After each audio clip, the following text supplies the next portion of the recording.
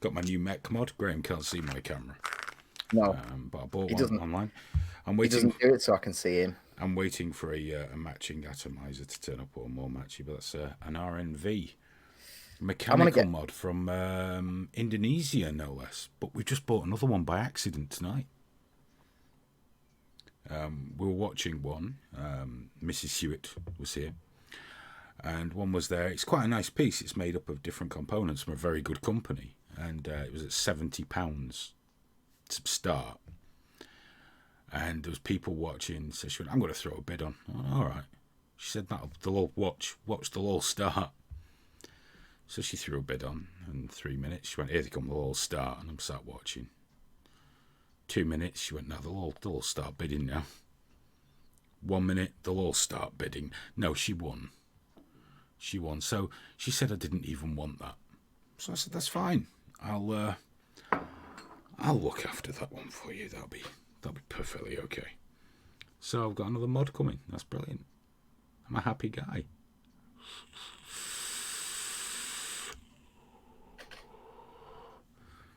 I just use my bunking one. It's all right as long as it stops me smoking.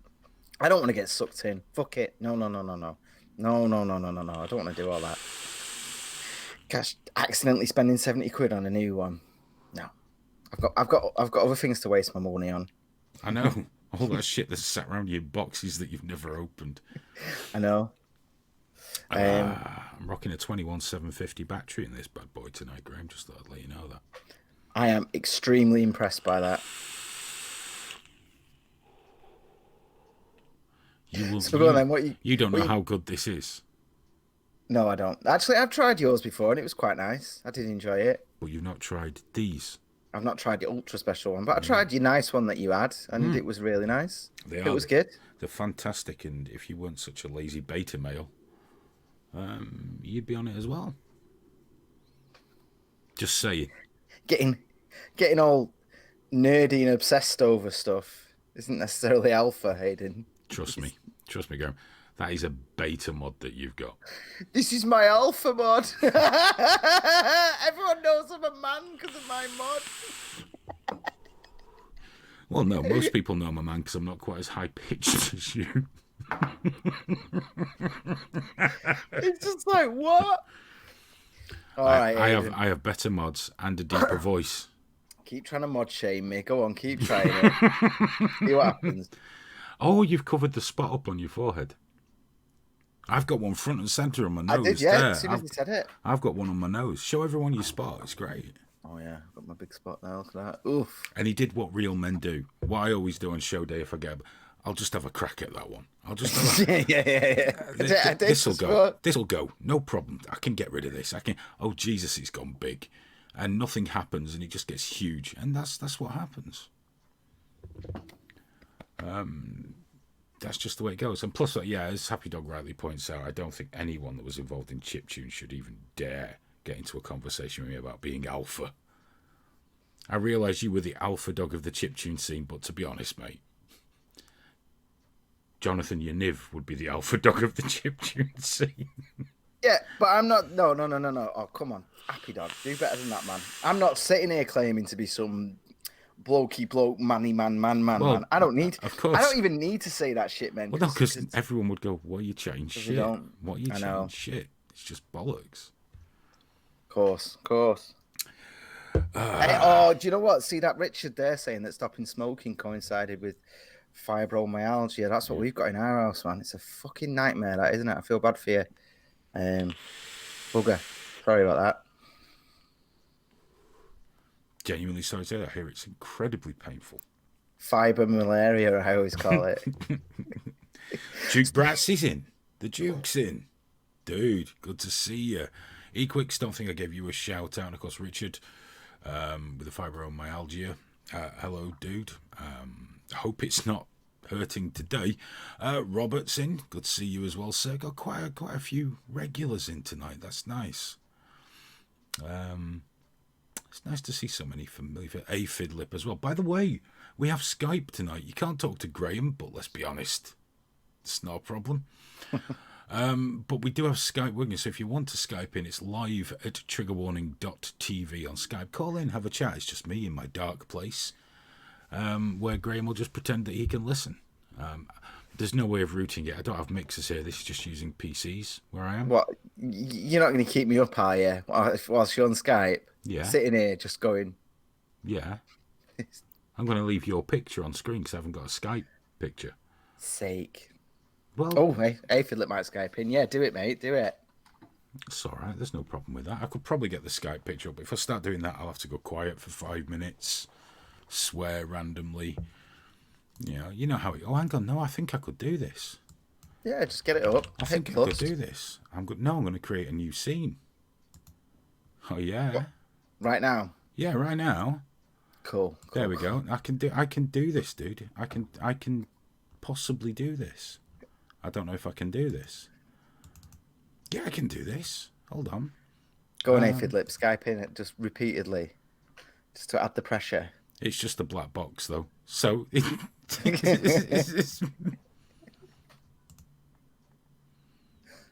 yeah, that's it's not picking Skype. But it did this with Chrome. I had to turn off all kinds of accelerator settings and things. It was very strange. So what I'll do is I'll just remove that one, and we'll just stick with what we've got. Because apparently it's changed yours as well. God, I hate this fucking thing. It's the only problem. Isn't it amazing how those programs you have to pay $1,000 for work just that little bit better? Yeah. There we go. Oh yeah. Oh, you didn't see there? The MAGA channel has just said Aphid should talk about how good socialism is. Did you see that thing that's making the round on Twitter about socialist monopoly? It's like a parody version of Monopoly where nobody wins. Does it just have go to jail? It's really grim. It's awesome. I was looking at it just before we came on. Actually, in fact, I'll get it up now, and I'll go through a few of the choice bits. Dude, check Alex out. He's turned into a producer. What's up? I might have to Skype in and tell you to stick on topic. Getting butch. Oh, it's like that, is it? Alex is gonna have to slap a bitch.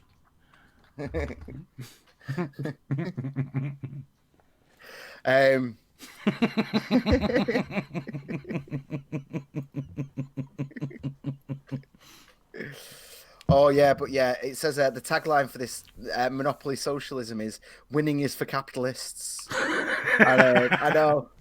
He's so angry, but the thing is, he's unironically shared the pictures. It's a guy called Nick Carpo. If you just search Monopoly on Twitter, it'll come right up. It's like the top thing at the moment. It's trending. But yeah, his spaces include a snarkily named hospital and school. But it's the hospital is We're All Winners School and Healthcare for All. He really hates the fact that it's healthcare for all. He's just like triggered, like fuck. All the food things in it are like vegan and nut based and all this stuff. And he's like, "Oh right, so that's socialist, is it? Is that socialist?" It's like, yeah, basically, yeah. Nick's really talking about this, isn't he? Oh yeah. It went super well. Wow. It got. I love it though. One of his threads is, "It goes without saying that this game is entirely uninterested in trying to understand what socialism actually is and how it might function." It's like, well, yeah, it's a parody Monopoly game, mate. Calm the fuck down. When I was playing the Star Wars version, I wasn't expecting to have actual lightsaber battles in the thing, you know. Look at his thread. I know, it's epic, isn't it? Similarly, when you pass go, you get a $50 living wage. Which is intentionally less, which is right, by the way. It just acts like an advert, though. I bet they're going to sell loads of them on the back of this. Whilst everyone's liking it. I love the cards. The card. Yeah. Play this card immediately. Minimum wage increase. Sucks to be a small business owner. Pay the bank $100 from the community fund. Oh my word, how many posts has he made about this? I don't know. He went off on one. Is he not being ironic? I don't know. I don't think so. Like it doesn't. There's a lot of like SMH people and like what has he got? History of Japan and East Asia. Just on I his, only profile tweet now. extremely interesting things. Oh, really, mate? Nice. Oh, he's from Harvard, so this is legit. Harvard has been completely compromised at this point. And then have you seen the little history bit where he's going, well, actually, the originally Monopoly was a parody of Landlords, and Oh, what, jeez. mate? Oh, somebody must have been stuck in because of the weather today, mustn't they? I know. But check it out. So the original game, but then the game was stolen by a male capitalist. Not stolen by, and then the person's name. He was both a male and a capitalist, Hayden. So that's how you know. Dirty bastard. Yeah, They're the worst kind of pigs. They're the worst kind of pigs, male. But he was white as well. I know. I know. There was a great thing as well about he was moaning about the community fund. Oh yeah, yeah. The community fund is gleefully and deliberately designed to be constantly running out of money. At this point, the only way to fill it back up is to keep going. Is to keep going for players to donate monies to it voluntarily, and he really hates that. He says that's not for socialism. And I'd say like the community fund's running out is a really good, accurate that's the most cutting satire of socialism in the game, really, isn't it? Of course, the community fund runs out. Jesus. Some people Brilliant. they just get far too into things. Now I know usually on trigger warning, I'm just gonna dive off you for a moment here because I've got to bring my my browser up as well. I'm just gonna find their there we go. So I know usually I'm always asking, if you'd like to help support trigger warning and things like that. I think there's something else worthy of your attention here. This is Popular Front at Popular Front Co. Started by James Hanrahan, who was a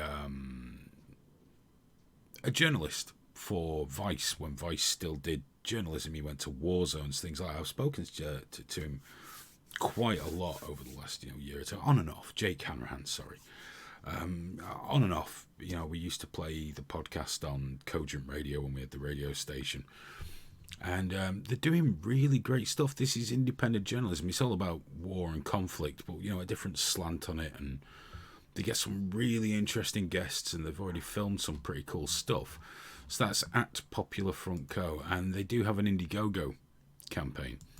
They're trying to raise £10,000. To have some in the bank, get new kit, go and film new stories. Because people have been saying to him, why aren't you in Hong Kong filming? He's like, well, how do I buy the tickets and all that, etc. So that's an Indiegogo. It's Popular Front 10K or at Popular Front Co on Twitter. Give them a check them out. Listen to the podcast if you're into listening to in-depth coverage and stories about conflict and war. It's very interesting. This is real independent media. It's fascinating stuff, and he goes out and does it and gets these really fascinating guests, including like people that train jihadists and shit like that. He deals with all those sort of guys and gets them on for interviews. So it's really, really interesting stuff, and definitely worthy of your attention, if not your money. It's definitely worth looking at. See, there we go, Graham, supporting indie media. Oh yeah, I can't hear you. You muted yourself. So I muted myself out of respect and then forgot. Happy Dog reckons that Alex is the only person that couldn't chin Owen Jones. Oh, he could. Alex is part of trigger warning. Alex is part of the team. We got Graham here who'll fight MMA fighters and pigs. Alex had to get onto the team. It takes some doing. yeah. You have to at least be willing to beat women up. Actually, I did. I meant to send it you, but I forgot. I saw a video today of two women fighting at McDonald's, and the woman who blatantly won. I think it was Alex that shared it. Actually, I looked at her and I thought, maybe I wouldn't step up to her. Actually, she looked like she was like 7 foot tall, and she was that like sort of fat and strong thing. Well, given that we're now going to have to change the name of the show, Graham passed me a last minute story, and what we usually go, the initials are TW, aren't they? Trigger warning. We're going to have to change that because every week we seem to touch on the topic we're going to touch on later on. So we'll be now rebranding as Tranny Warning. Tranny Warning, yeah, same logo. We're hoping YouTube are going to be good with the with the monetization that when we just stealth change it. I was making videos live today from Tuesday, Yes, I saw that. Yeah, and as I went in, I was going live, and the monetization just went limited. yeah. It was off. Monetization was automatically off for us. So I put it on because you never know, we might make 3.5 cents or something. Oh yes. And as I put it on, the line goes across the top, the loading bar, and it goes, yeah, no, you're not having that one. Yeah. The one with terrorism in the title, it even didn't, the bar didn't even make it all the way across the screen. We have some really weird ones, don't we, that survive the cut? Well, yeah. And I can never work out why. Like, none of our live broadcasts ever do, apart from when I played that video game. But yeah, you slagging off, Jeremy Corbyn. Oh, yeah, that In fact, Jeremy Corbyn wants to take control. So that could be read as a pro Corbyn one just by the title. We were like, yeah, that's all right. And Andrew Yang, oddly enough. Yeah. Which got a lot of hate. Strangely, the video where I called Jessica Yanhiv a fat fucking nonce didn't make the cut.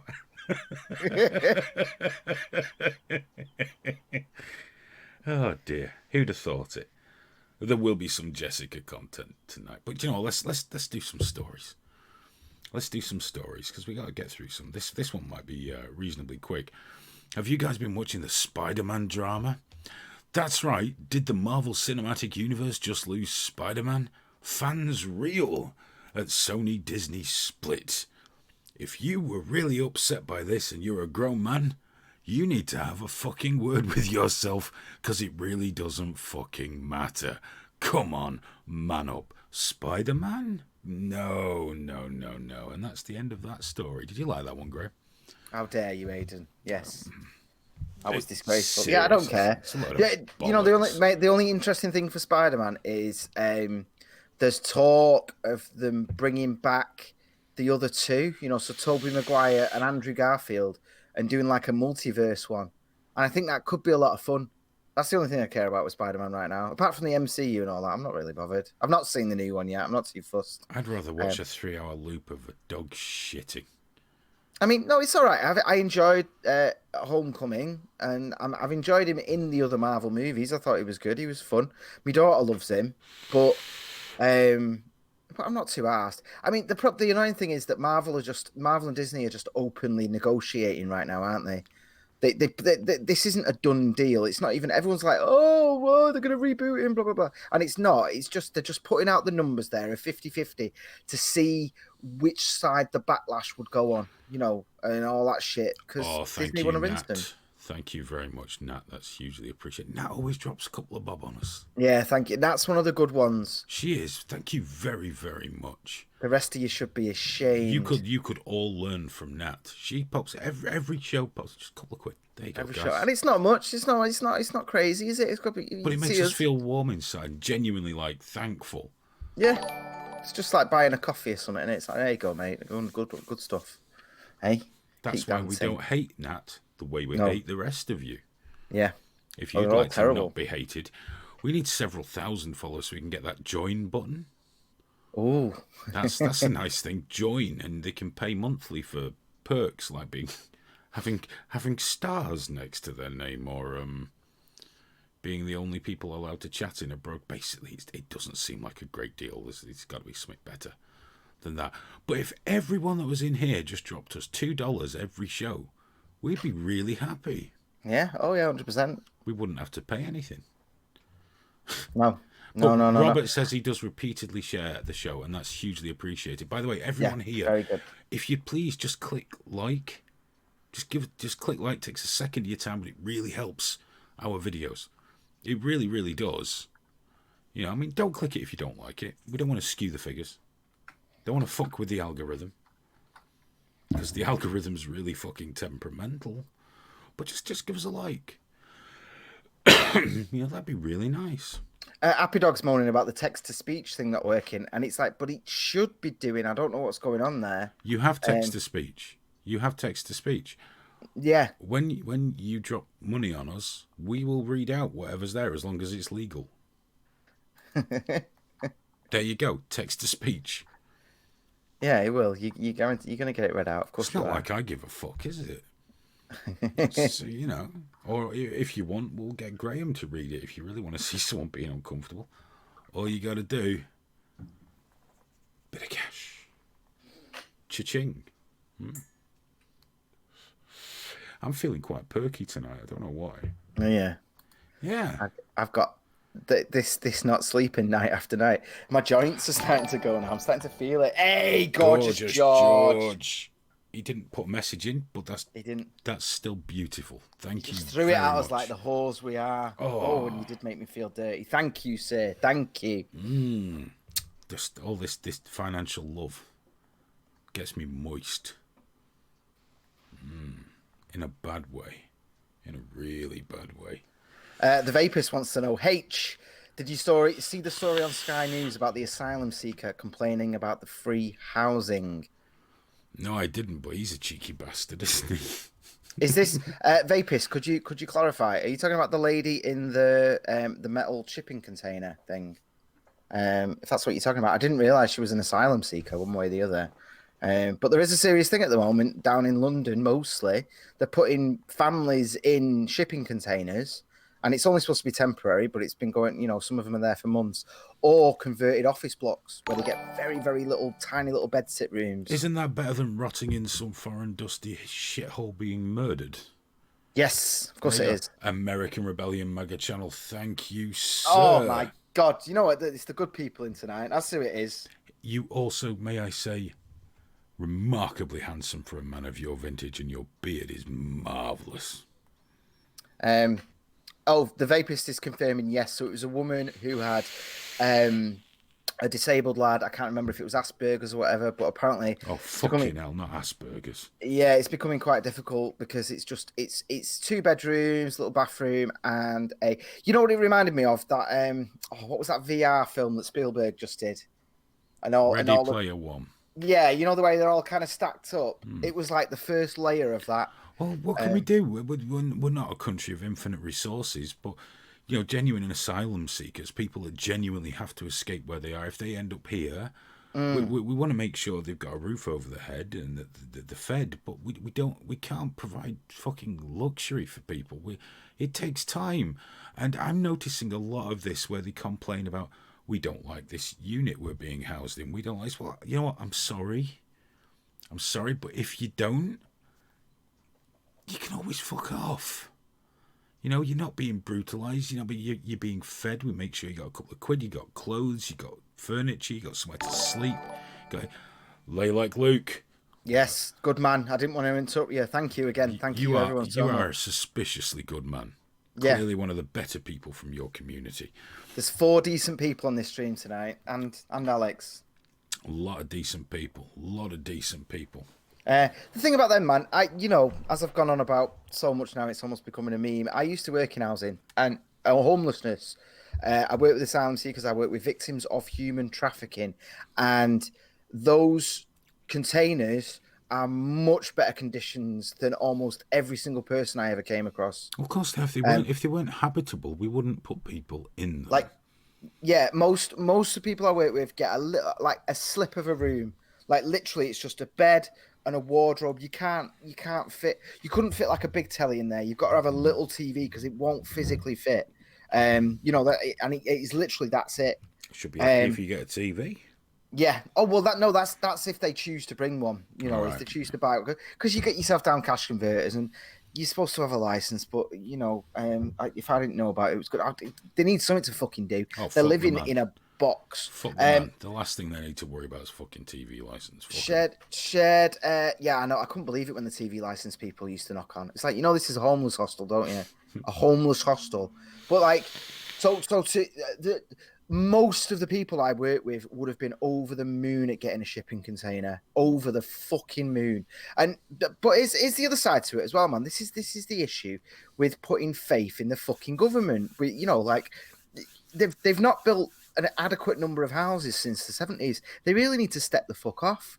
And what few council houses they do have, the Tories, when there was an abundance, sold good ones off in the 80s. But the Labour did the same thing. Labour carried on selling them. They just sold them to housing associations. But it's the same fucking thing. Only there isn't any personal responsibility connected to it then. You've just got a terrible organisation running it. And these organisations are fucking awful. Absolutely awful. We need more houses. Simple as that, man. But And it's I'm going to sound terribly gammon here, go on, but go on. we need more housing for people that live here now, not for everyone that comes in. You know, the temporary accommodation is fine for refugees while they assimilate and figure out what they're going to do, and figure out where they're going to stay. You know, it's because I'm not one of those send them home. If people need to be somewhere, they need to be. So I think there's a lot of false expectation. I think people are told go to the UK, you'll get everything. Yeah, So definitely. they travel all across Europe. They skip so many countries. They risk the North Sea, which is a terribly deadly stretch of water, to get to this country, and then all of a sudden they're in a shipping container going, hang on, where's the palace and the free shit I was told I was going to get? Oh, dude, I had a few that turned up like that, and they'd be like, "Oh yeah, I'm homeless, terrible," and it's like I've got like legit smackhead, recovering alcoholics, like long-term homeless people with genuine complex needs, and then there'd been some dude who just got told, but once they made the rules a bit stricter, because he turned up at the home, he presented as homeless, which means he ended up with me. And I say he, I'm thinking of one person in particular, but there was a few of them, and it'd just be like, yeah, right. How's it going with my house then? And I was like, well, you don't live here for a start. So why don't you go back to wherever it is you live in and just carry on living there rather than turning up here once a week and asking me where your house is? It's like, you're not homeless, dude. Fuck off. But I do think how many people, especially with that sort of inherent, like, the bias of low expectations, if they did see someone with darker skin, and then they just assumed. But I got, like, there was some people that I definitely know up until me had an easy ride, but it was like, mate, the waiting list is a year, and you've got somewhere to live, so fuck off. Speaking about homeless people, sorry to change the topic. No, you're all right. You're all right. It's been a washout. So me and Junior just went out for a few hours yesterday. Went into town because he decided he wanted a Taco Bell. It's like, fine, you want tacos, we'll go get tacos. Oh, I wish I was nearly in town yesterday. That would have been an awesome. You should have told me. No, well, I was gonna go and then I didn't. Well, if we go in next week, I'll let you know. Give me a nod, yeah. So we went, got Taco Bell, went for a walk around the city centre. We went in the Apple shop, we went in the Disney shop, did all the things you do, and we were going back to the car park. And at the pay station, there was a homeless guy. And he said, "You got any change?" And I said, "Mate, I'm paying with card. I didn't have any change on me. Nothing. Because if they don't look too much like a smackhead, I don't mind dropping them a couple of quid, or preferably buying them something." But my son went, "I've got some change you can have if you want." I went, "You've got change on you?" And he went, "It's only 2p, but you can have it if you like." And, and the guy went, obviously, "No, kid, thanks very much, you can keep it." But my son, as he was walking past, he's 7. I've never trained him to. He said, "If I'd had more, I would have given you that. I hope everything's okay." What a good boy. Oh, it melts you, doesn't it? It melts you. It's good when they're nice, isn't it? I need to train that out of him, though, don't I? I need to train that out of him. No. Mine's been lovely recently. I can't work out why. But yeah, it's good. Sure, you're going on about training it out of him. I know that makes you happy. It makes me happy. It made me so happy I can't begin to explain. I know. I was so proud of that kid. I was so very proud of him. Yeah. Let's say, because I think we were in Manchester a couple of years ago when he was much younger, and that's where because he asked me why people were sleeping outside, and I had to explain some people aren't as lucky as us. I didn't want to say, "See that one there, son? He takes the spice." Yeah. They're all very poorly, son. Let's go. I wanted to say, some people aren't as lucky as us. They don't have somewhere to go home to. They don't get a nice hot bath. They don't get a meal. They have to live rough on the streets, and that seemed to have stuck with him. Yeah. So I was just really proud. Really proud. Should we crack on with another story before I get too sentimental? Yes, sure. You'll like this one. I'll just go back to this screen here. Now, Channel 4 is one of the terrestrial stations here in the UK. And Alex Main of Channel 4 came out and said Channel 4 is battling Netflix and porn. The chief executive of Channel 4 said this jokingly. We are battling Netflix and porn because there's a challenge to attract new viewers, and it's not Netflix and porn, it's the fact that kids don't want programmed television. They don't want it. They want to watch bits, pieces here, there. They want to watch some prick with blue hair on YouTube talk shit. That's what they want. But I think there's another reason they're struggling, because she joked about this as she unveiled new commissions with an increased emphasis on shows produced outside of London, so we can get to the provinces, and those that could appeal to more diverse viewers. So, these include a new sitcom called Lady Parts, about an all-female Muslim punk band. And a drama called Generation Z, about baby boomers turning into zombies. Old people bad. Punk Muslim bands good. See, we're reaching out and we're being diverse. Channel 4. 4 words put together.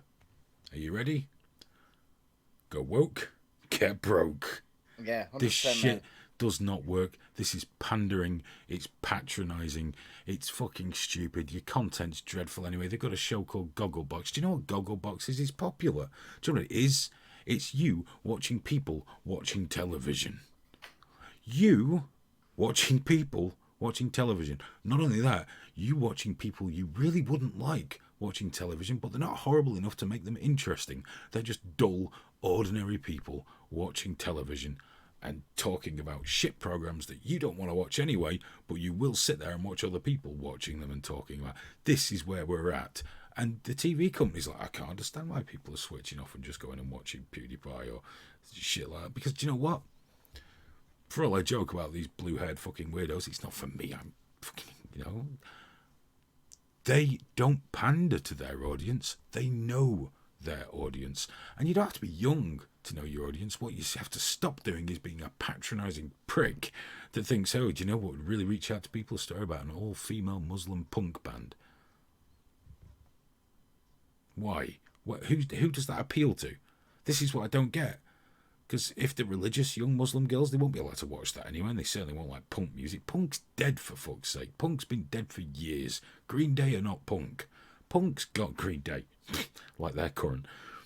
Punk's fucking gone. It's finished. This is dreadful.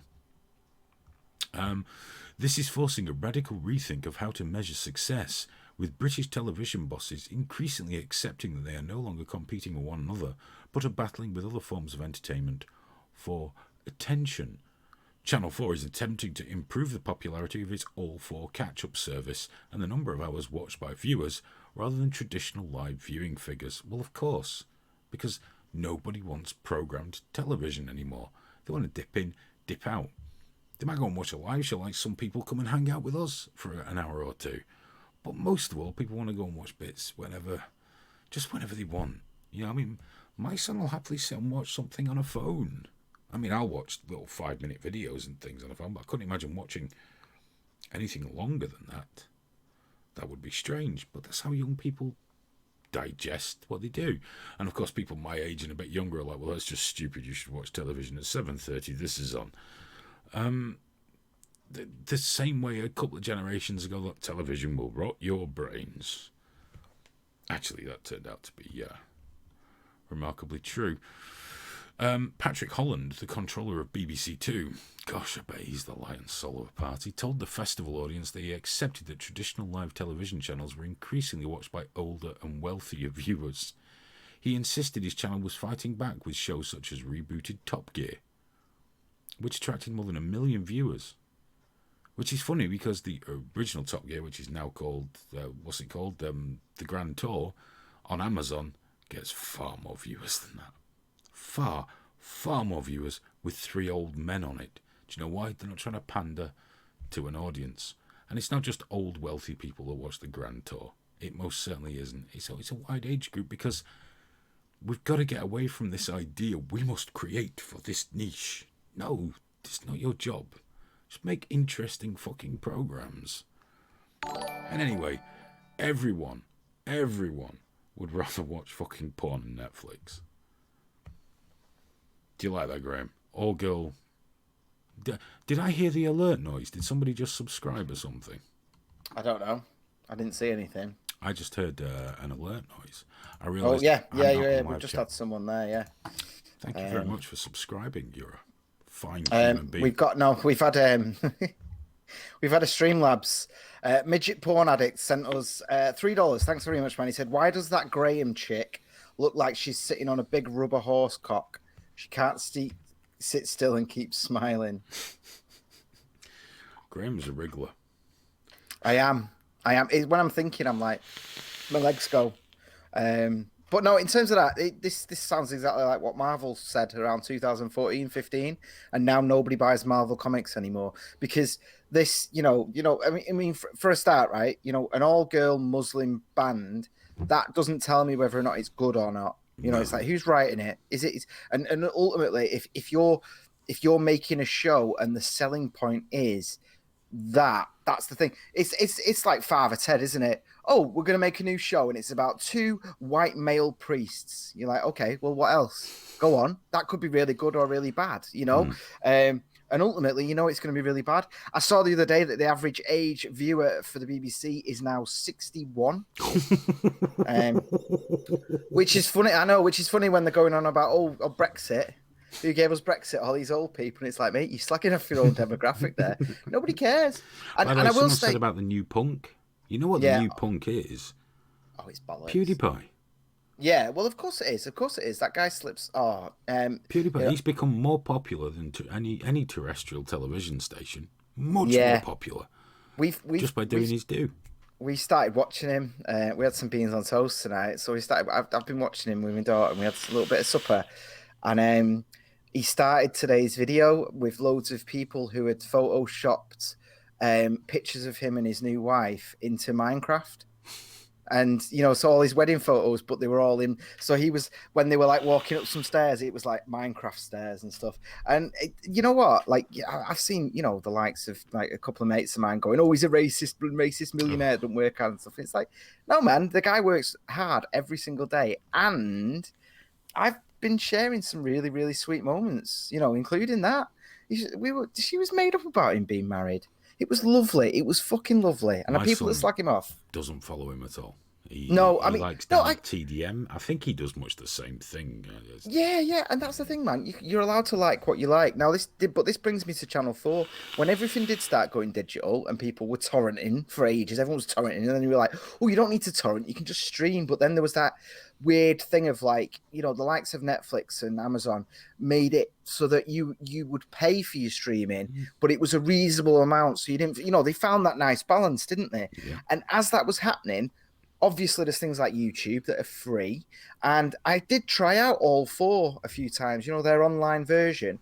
And it's free to watch. But they have as many adverts as if you're watching it on TV. We're talking like 3 to 4 minute blocks. Oh. And if your internet skips out or something, boom, you've got another set of adverts. Unwatchable it is. You can put as many lesbian, pansexual, demigender whatever's making vegan cookery shows on, but if I'm watching 4 minutes of unskippable ads just to watch that thing, I'm not gonna fucking do it. No, I'm not interested. What do you do on Facebook when it has the uninterruptible ads? It dies straight away. You just go, don't you? You watch half your video and go, I can't deal with this. And you try and watch because you think, well, some money goes back to the content creator, but they didn't choose to put these stupid fucking things in place. It's a very tricky thing, monetization, but the old models ain't going to work anymore. They ain't going to work anymore. And where's the edge on Channel 4 now? I used to like Channel 4 News, but even that's gone off the deep edge. I mean, ever since that Kathy Newman, Jordan Peterson interview, they doubled down, didn't they? Do you know what I mean? They fucked up. The sort of the new way of thinking, this sort of thing of like, no, we actually want to have conversations and understand perspectives rather than 3-second sound bites. And we don't want you as news generators to gather 3-second, 30-second sound bites. We want to really fucking know about someone. And when they put the full 30-minute interview up, and then Kathy Newman was just like proud of it. That was a job well done. Went home fine. She defends it, but they don't realise that it was like that was the nail in the coffin for them. That was the end of Channel 4. They can get as many awards off their mates as they want. Not only that, look at the shite they're bringing out on TV. You know, it's all period drama. There's dull as ditch water fucking dramas there. But I can go on Amazon and Netflix for a combined cost of what, £12, £13, £14 a month. And with Amazon, I get shit sent to me really fast as well, especially shit I don't need, which is brilliant. It's amazing. But I can get all that. I can go and watch Happy. I can watch Ash vs. Evil Dead. I can watch The Boys. I can watch American Gods. You know, I can watch all these things, and for a very reasonable cost, I can watch Game of Thrones. I can watch half the BBC and Channel 4 stuff anyway, because they, even though I've paid for it, they sell it to Netflix anyway. So I'm like, sell it on. The fuck am I even paying for it for? My son wanted to watch The Young Ones. I bought it from Google. Wow. Only a couple of quid, but I bought that from Google. I've got the DVDs kicking her out. They're just there, actually. In fact, I've got them. They're towards the front, so that, like, because it's like one day my daughter will need to know about all that. Well, of course, now it's permanently on. It's just you know, on my phone. I press a button, it goes to Chromecast. Yeah, we have The Young Ones. Do you know what I showed her the other day? Do you know what I showed her the other day? Do you remember Bottom, where they tried to play chess? Yes.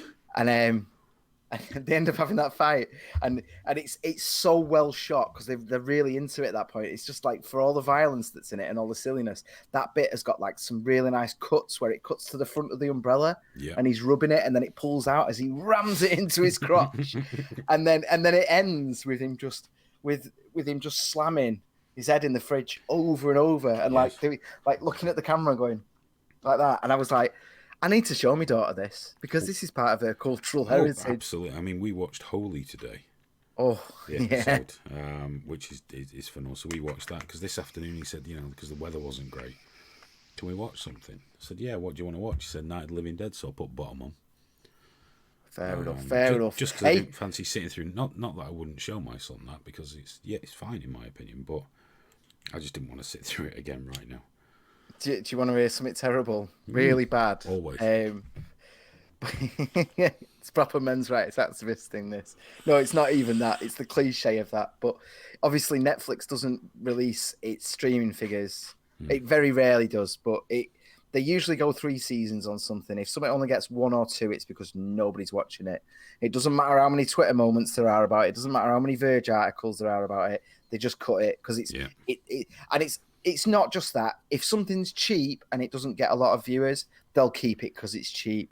But they've just cut loads of shows, and almost all of them were showrun by women. So there's been this massive thing at the moment with Netflix calling them sexist and all this.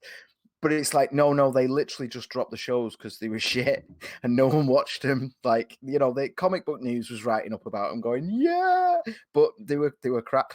And I feel bad. But then I think there's an easy sexist take on that where you're like, women can't do it. But then I think, no, it's the same as this Channel 4 thing, because what they're doing is there's plenty of very talented female filmmakers out there. Of course there are. But there's also this encroaching thing of just diversity hires where you are hiring someone because they're a woman, and not because they're a good woke projects to work on. Yeah, exactly. You're not giving them The Walking Dead. You're not giving them The Punisher.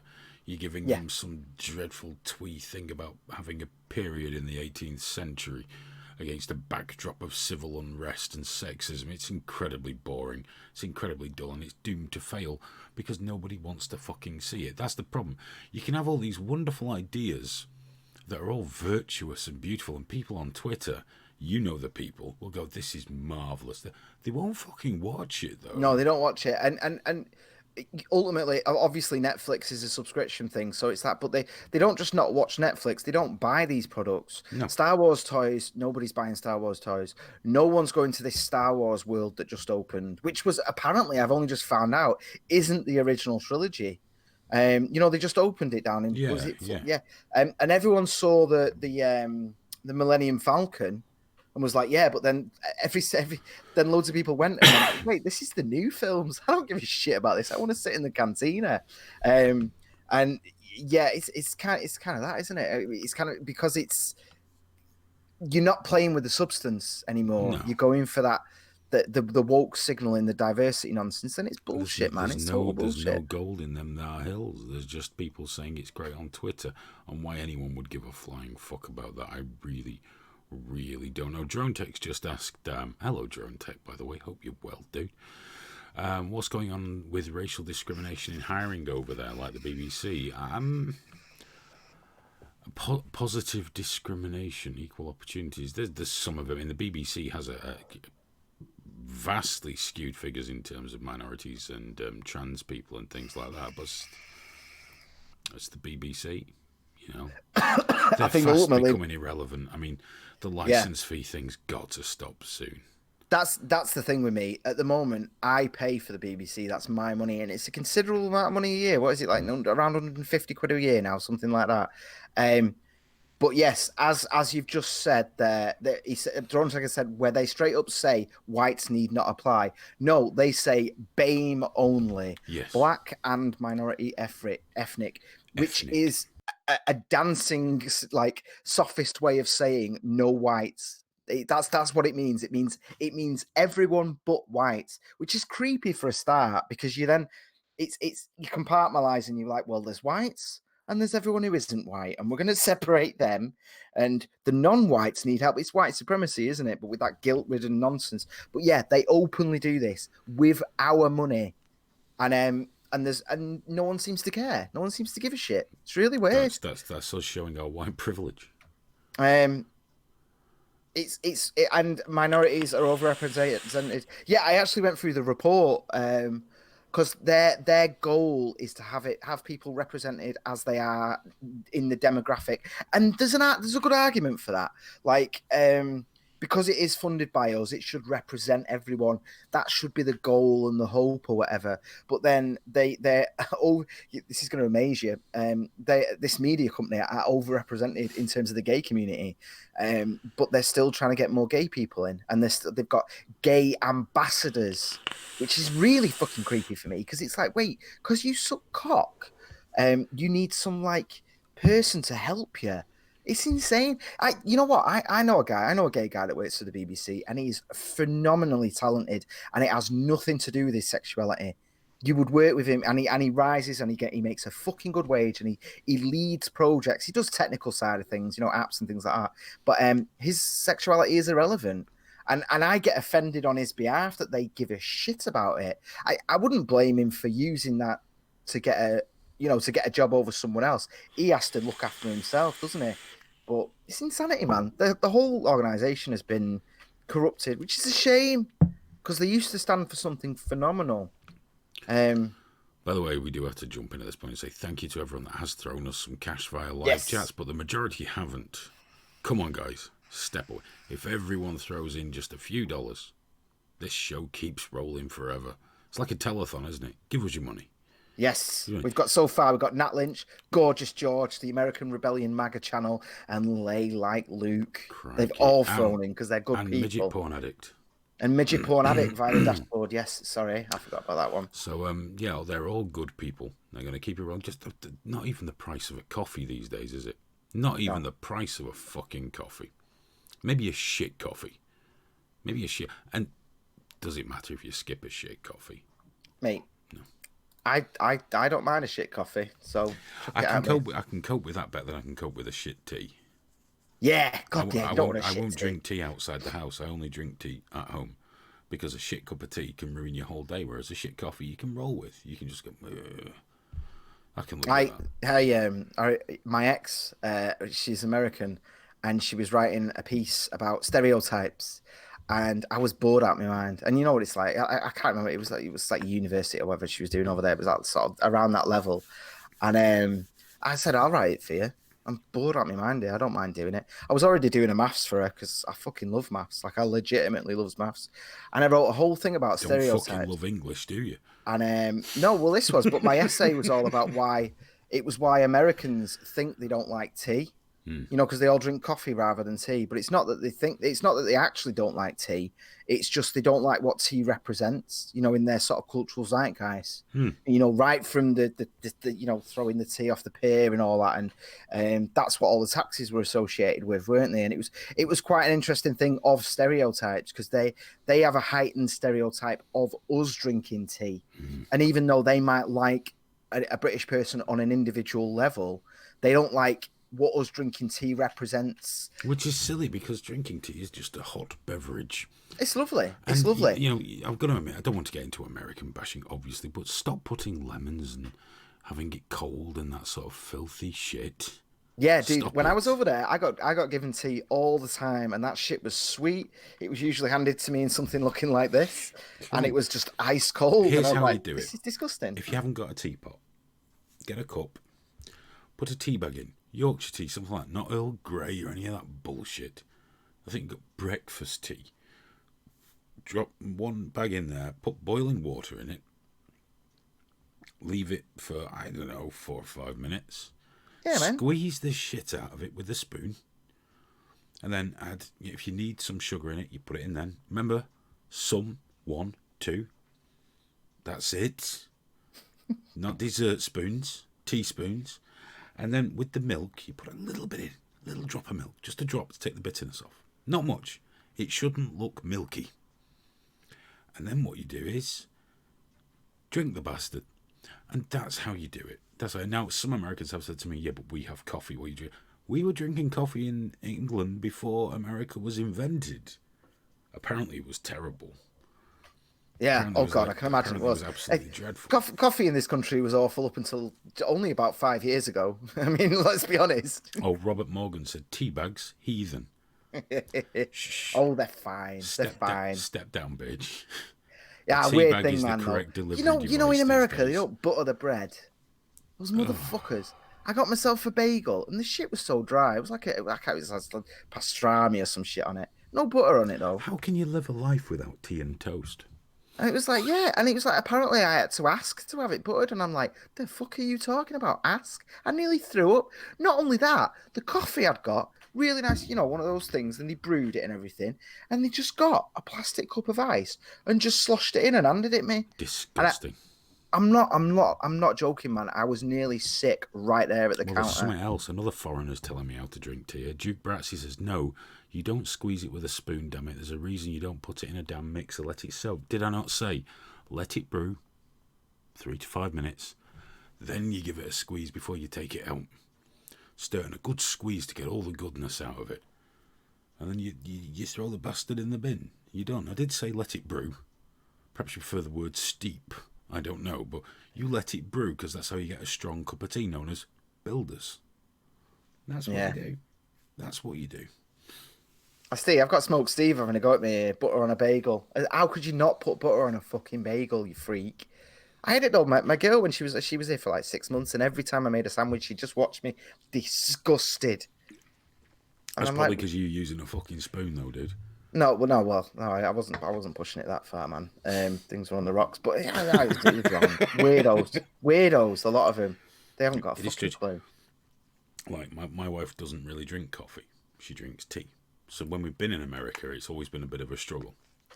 She'd always have to ask for an extra tea bag and things like that, and they were really confused.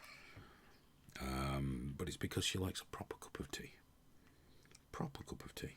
I forgot to do the vaping show, didn't I? Yeah, you were going to do a vaping show. I forgot to Duke about the 3 or 4 Braxy, people that you vape. mentioned about wanting to call in sometime. We should sort it out for a Sunday, okay? We'll have a little chat on a Sunday if you want to. Oh, hang on. Who's this? Is this the proper line? Is it too late? Says Aphid Lip on Skype. Oh, should I just phone him?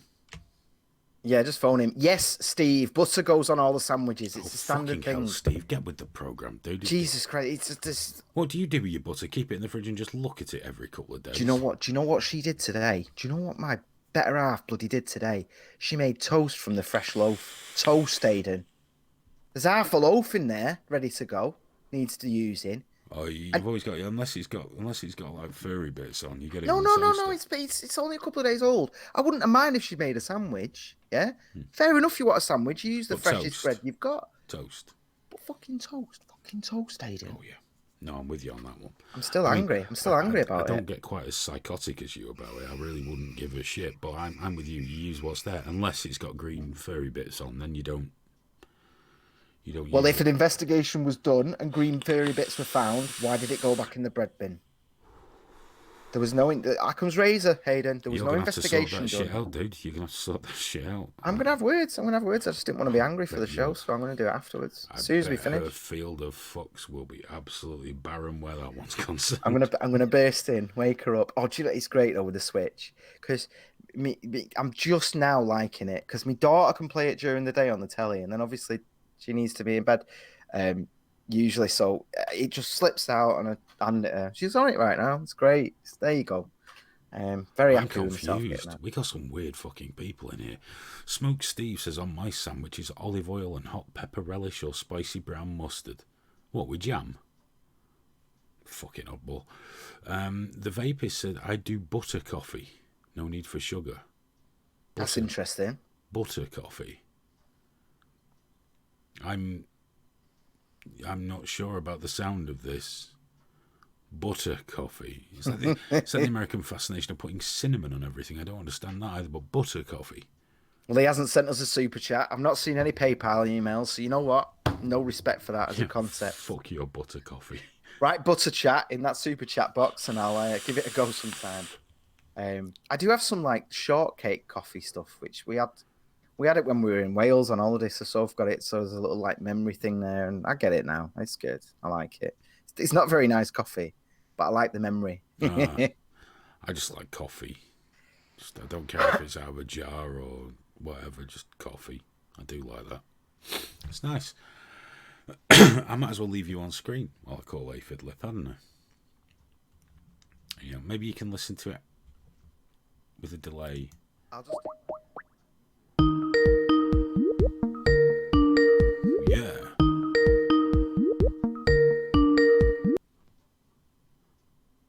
Hello? Hello. Hey, Hayden, how you doing? I'm doing remarkably well for a man in my condition. How are you? Well, I'm not too shabby myself. Oh, that's good. What can we do for you? I know you wanted to call in, so Yeah, well, I was just I was so excited that you're accepting Skype calls. I'm pretty unprepared, but I'm sure I could come up with something. The coffee tea debate is always interesting. Yeah, definitely or at least in this part of the United States, it's more iced tea than hot tea. what's the crack with that? I don't know. I mean, it's just not too many people. And you guys, sometimes you guys put cream in your tea too, don't you? No, Oh, I thought that was a thing where milk. Well, yeah, Milk in your tea, not cream. That would be strange. But no, you put milk in your tea, that's for sure. See, Definitely that just put milk seems in your tea. completely odd. That seems completely. But I'm gonna try that. I got some. It's not some odd. tea at home. It's correct. Is it breakfast tea? It's not like weak pissy tea, is it? It's not weak pissy tea, Earl Grey, or anything fancy, Lapsang Souchong, or anything shit like that. Yeah. Well, Breakfast tea. In fact, you're in America. Put 2 bags in. Yeah, because the tea here, there is not too many. I mean, you can go. There's a tea section, but it's mostly the flavored teas where they got peach and raspberry and shit like that. But the tea, like when you get iced tea, it's not like a special. It's not where our coffee is more special. There's different dark and light and medium. Our tea is not so much like that. I'm going to be honest. I was always under the impression from talking to Americans that they were great connoisseurs of coffee, and I don't think the coffee's the best. I actually think the Canadians might make slightly better coffee than the Americans. Well, I don't know so much that we make the coffee. Most of it comes from South America. I mean, where it's brewed and made into coffee, you get the beans in. Everyone says they brew the best coffee here. There, I think the Canadians are quite. I think Tim Hortons coffee's quite good. Well, yeah. Well, I mean, if you're coming from, like if you visited, Manhattan or something, and it said the world's best cup of coffee, and you will stroll in there thinking that represents America's version of coffee, then you're sadly mistaken. That thing's been sitting around for all day and is shit. Beautiful. I had, do you know, I actually had a really good cup of coffee from a 7-Eleven.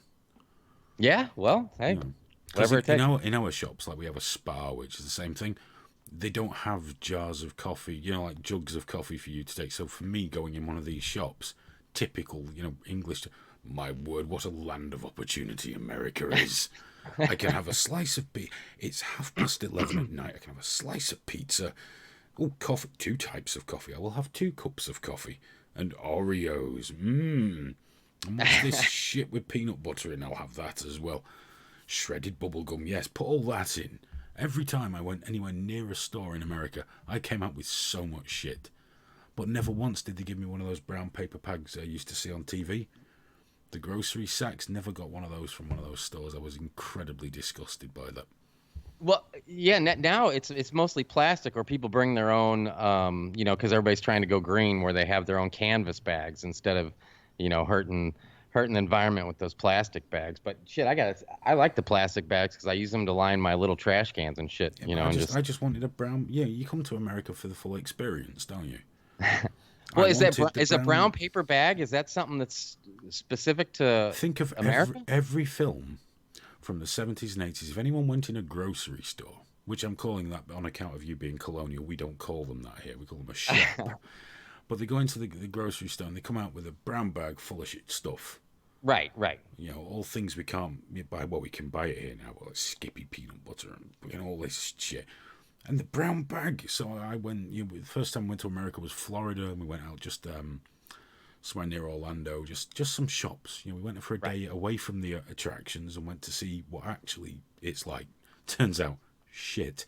But we went in all different stores, and not one of them gave me a brown paper bag. The motherfuckers. Never going back. Never. I know in New York they don't have plastic bags whatsoever. And I was just in Orlando actually. We did the Disney World thing, and they might be kind of similar. But in the old days, yeah, it was all the brown paper bags. But with the plastic ones, you can fit like 5 of those things on your arm and just lift and carry your whole groceries. Now. In this country, we have to pay for them. It's like a tax. The plastic bags. Yes, they charge. So 5 most or 10 people pence. do that. So do you guys bring like canvas bags in yourselves? No, I just buy more plastic bags. I don't take canvas bags anywhere, dude. I don't carry shopping bags. I'm not. Well, Graham. I mean, I don't either. But yeah. But the other thing that you guys were talking about a little while ago that I don't think many people in America realize, because I'm not. I didn't realize it was the whole BBC TV police thing that you guys touched on a minute ago. Now that I have a buddy that lives over there, and he refuses to pay this fee that I guess that you have to pay. License fee. Well, I think they have it in Canada as well, don't they? I don't know. Maybe they do. I don't know. But anyway, he said that they will come visit his house and try to enforce and look and inspect his house to make sure he has no TVs that are, because I guess it's through the antennas, right? I mean, it's not like a pay system like a cable TV or HBO where some people have cable connections. Some people it's through digital TV via an antenna. Right. So you could just get it free and they wouldn't know. No. And most people just tell them to fuck off if they've got any sense. Don't tell them your name. Don't tell them anything. Just say, go on, fuck off. And they've got, what else can they do? Well, they come and enforce this, don't they? Enforce it? No, did he fuck? I have to pay it, okay, because my wife doesn't like that sort of stress. At one time, I got my own way for a lot of time, but the truth was we didn't have terrestrial TV in my house. We tried a year without, and it was fine. And they knocked on. I said, I don't watch it. Goodbye. Will you let me in to prove it? I went, no, of course I won't let you in my house. He said, well, I'll look through the window. I said, I've got a 2-year-old child. I don't think you should be looking through my window. And he said, well, I suppose we'll have to go legal about this, won't we? I said, yeah, if you like. And I just went, oh, by the way, you'll need my name, won't you, if we're going to go legal? He went, yes. I went, yeah, fuck off. And that's that. Yeah, well, that's the story he was telling me, and he grows weed in his house, but he doesn't watch TV. But he's like real, particular about not letting him in, but they keep coming back to his house, and he's all paranoid because of it. No, just fuck him off. Just, Well, that's what he Yeah. does. It's a load of bollocks. What they prey on is that, the people that are scared, old ladies that have fallen behind in the payment through no fault of their own, they'll pursue them like motherfuckers. If they get a woman on their own, some of them will even try and force their way in. Because they're assholes. That's crazy. But these are private companies paid to collect. So It's imagine. not the BBC. It's not like a BBC police. Where Oh you no, gotta they see outsource local. it. No, they outsource it Okay. to debt collectors, which, as we know, are some of the finest individuals in Oh, society. right. And these motherfuckers come out and just try and harass people and things like that. And they're just shit. Just, I mean, don't get me wrong. I'm sure most of them are probably decent people just trying to earn a living, but they're not the ones you see and hear about, Just, Right. Just shit people that you just fuck them off. What are they going to do? If it's not a court-appointed bailiff, tell them to go fuck themselves. Right. That's my advice for everyone. Oh, pay it for peace of mind. I pay it Well- because it makes everyone in the family happy. So I'll pay it. If I was single, no way would I fucking pay that. Not a chance. Never have. I just don't think that most Americans realize that there's actually, they might have realized that there's a fee that you got to pay, but it's something over the air that you guys are forced to pay, and that they actually go around searching and trying to collect on. The idea behind it is okay. The idea was that all the public would contribute to public broadcasting, which would represent everybody's interests and be independent from advertiser pressure, so it wouldn't end up, like CNN or Fox. Or Sure. anything. So the idea is great, but like most great ideas, it's really fucked up by people. Because if you just read about communism and someone came up with this system where everyone had a great standard of life, everyone worked, everyone was equal, and everyone shared everything, it was all quite beautiful, you'd think, that sounds really nice. But in reality, gulags, death camps, shit people. It doesn't work. Socialism, it sounds nice. Doesn't fucking work. So it's just one of those things. It was a lovely idea that was utterly shit. Right. Like the EU. The EU, lovely idea. Europe had been at war for centuries. Not just big world wars, little scuffles, bloodshed, murder, death, invasion. The idea of bringing all the countries together to work together, beautiful idea. Beautiful, completely and utterly fucked up by people. And that's just how it is. All these wonderful ideas are just bollocks. So the TV license, in theory, everyone who can afford it can put in and we all benefit. But like most ideas like that, it just doesn't work. And I find it an affront that any corporation could force me to accept their programming, whether I watch it or not, and pay them for it. I say fuck the BBC, let them go get adverts, because they're not impartial or any of that bullshit anyway. Right. Just to fucking let them go and stand on their own 2 feet. They already, as Graham alluded to earlier, or said earlier, and it is true, they sell what they make to other countries and other territories and make a profit. I mean, I pay indirectly for the BBC channel on my my satellite television. Jesus, put a stop to that shit. Well, I mean, there's nothing I could do about it. It's part of the package. There's 20, 30 channels that are lumped in there with it. No, TV's bollocks. I mean, terrestrial TV's generally fucking awful. I'd like to also get into the political thing, but I've already been here long enough, so I'll just wrap. Everybody always thinks that I'm on one side or the other. Some people realize that I don't pick a side. So you lying communist fuck. But if you don't like Trump, you're obviously lumped into the other side. But if I can't have somebody that is that you were talking about your son earlier, like if the highest, not that any time in history that you've been able to look up to the president and been proud of and use as a inspiration for your children. But anyway, what I wanted to say, I wanted to go back to the the last time I called in, I talked about the dog. We have a large dog and a small dog, and I had talked about the shock collar, getting the. We didn't do that, and actually, strangely enough, we had a long conversation via Skype with me, my wife, and Happy Dog, and I don't know if it was because of Happy Dog putting us at ease and just giving us some suggestions, or if it was just what I think was just a natural progression of the dog aging. But we don't have the problem as much anymore. That's it. You don't need shit like that. That's just We didn't get the shock collar. That's short-term solutions by stupid people. Yeah. And Happy Dog. Well, I mean, he's obviously. If you talk, whenever you talk to Happy Dog about his dogs, things like that, he's clearly hopelessly in love with him, which is what makes him one of the things that makes him such a fine human being to know. But you don't need shock collars. Dogs will come around. Oh, fuck it, let them bite people. It's with the dogs. It's what they do. It gives, what? Postmen know the risks. They know the risks, and they just have to accept that shit and live with it. Fuck them. They should learn to run faster.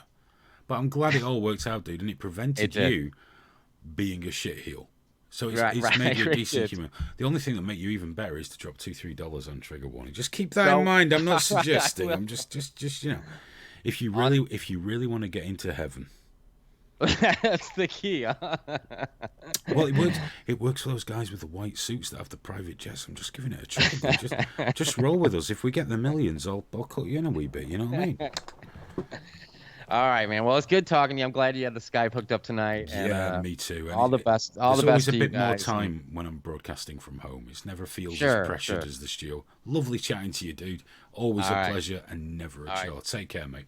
All right, take care. Bye. There we go. That was Aphid Lip called in for a nice chat. That was enjoyable.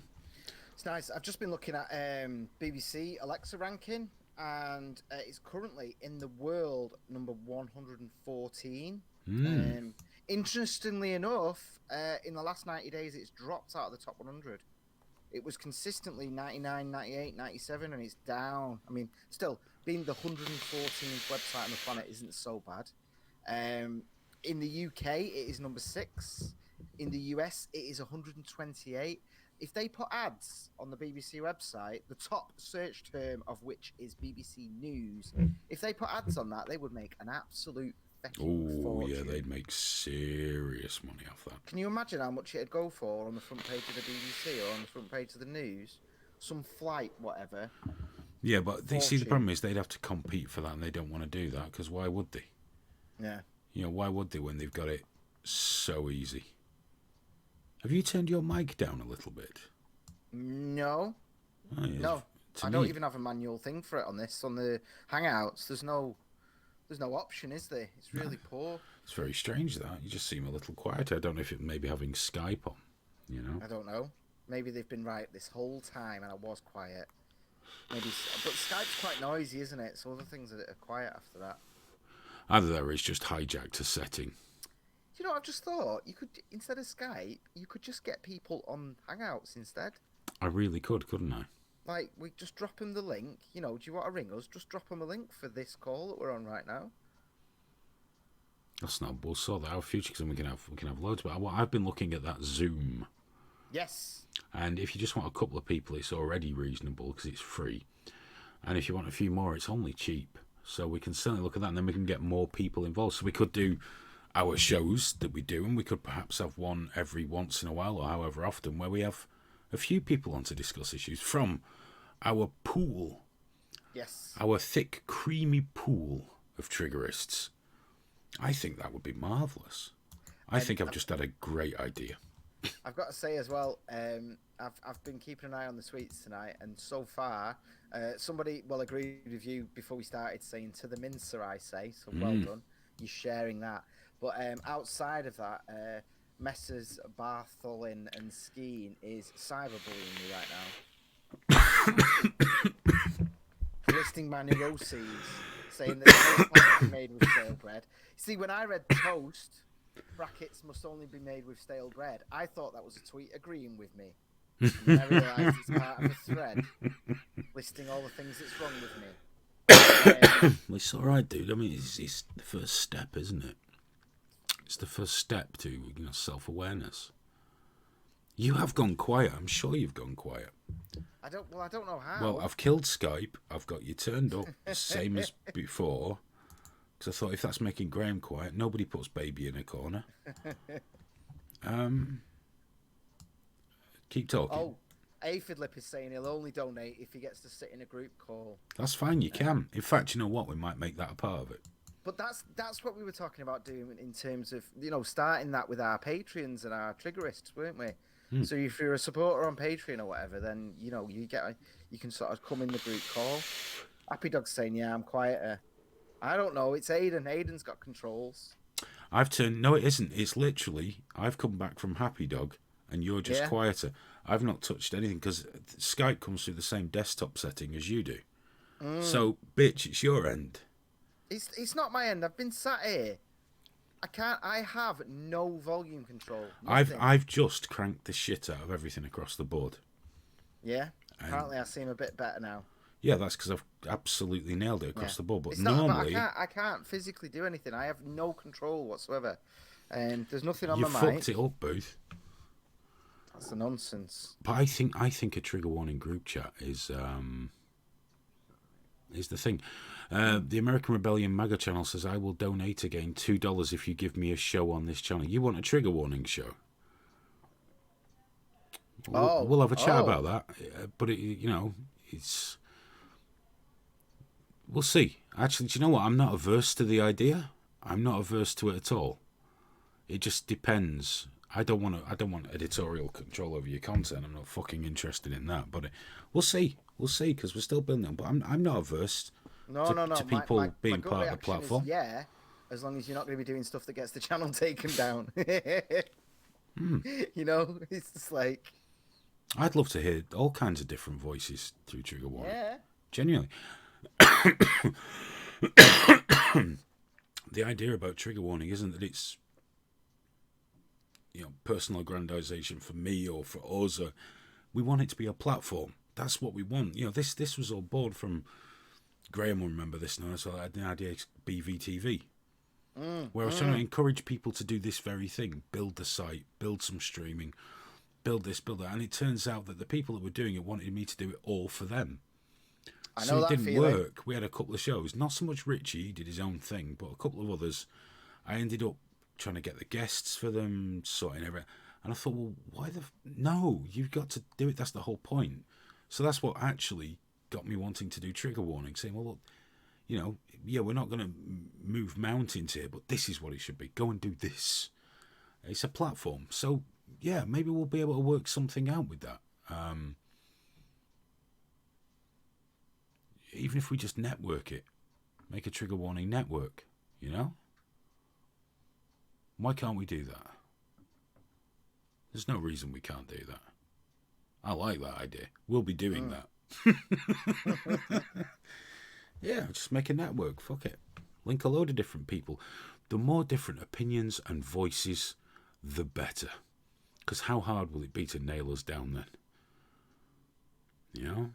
Oh, liking the thought of this. Oh, thank you very much, sir. You really didn't have to pay us for just thinking about it, but we do appreciate it. He was actually being real about the money. Hey, but that's all right, man. Thanks for the donations. That's really cool. Thank you. But no, Lee is asking about the live event. Come on, Aidan. What's going on with this live event? I don't know. What is going on with it? Well, sometimes when I talk to you about it, you're dead like, yeah, and then it drifts away. Do you know what the problem is? And this is why what I have to do... Jesus, that was loud. What I have to do is just agree and then just be a part of making it happen, because what I keep doing, and this is genuine, this is 100%, is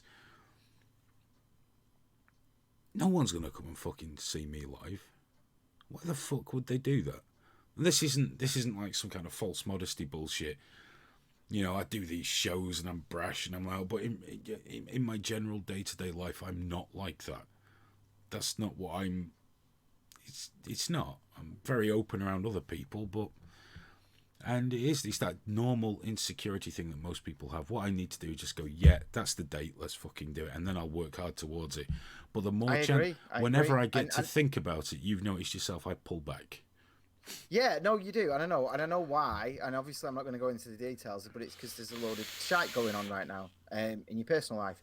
But like, for example, November the 2nd, just after Brexit, that's 10 weeks from now. All right, let's do You it. know, so if we set the date as Saturday, November 2nd, then people, it's not getting in the way of people's bonfire night. They can still do that the weekend after or whatever on the night. It's not getting in the way of Halloween.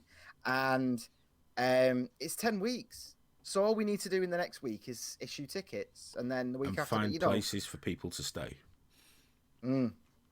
Yeah, do you know what I mean? Like, if over the next 2 weeks, all we've done is issue tickets and sorted out some, depending how they sell, depending on the interest, try to sort out some sort of group hotel thing or something like that. Even if that's all we've done in the next 2 weeks, we still then have 8 weeks of preparation time, which, I could plug a booking system into the site next week exactly. that issues tickets, numbered tickets. Just think when Duke Bratsy popped up then, because we're talking about live events, during we did that Live Leak birthday party and the Duke came over. And I was gutted because of the events meant I couldn't spend as much time with him and his dad, funnily enough, as I really wanted to. One of the few men I've allowed to hug me. There you go. I'm not a hugger in general, but it'd be nice if the Duke could come over again one time. Not necessarily for this event; it's very close for anybody travelling a great deal. But it'd be great next time you do manage to come over, Duke. I will make sure. I promise that I keep a day or two free so we can properly hang out and catch up and chat and talk and do all the shit we should have done when you came over last time, but I just couldn't make happen. And just so you know, I still regret that. Duke's thinking, I fucking don't. I didn't want to hang out with you anyway. But he had his fill. He was good. I'm making a large assumption. Equick says November the 2nd is the Day of the Dead. Done deal. Done fucking deal, dude. Day of the Dead. Perfect. Well, it's Independence Day party as well, isn't it? That's the thing. It's the first weekend that will be free. Hopefully. And the thing is now, if we give Richie that date now, there's a good chance he'll pop down as well. Actually, yeah, he probably will.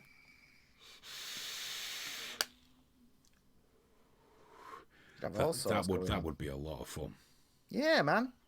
Get that. We've got those lovely couches. We've got 10 weeks to fix the to put the legs on the right way so they stand up.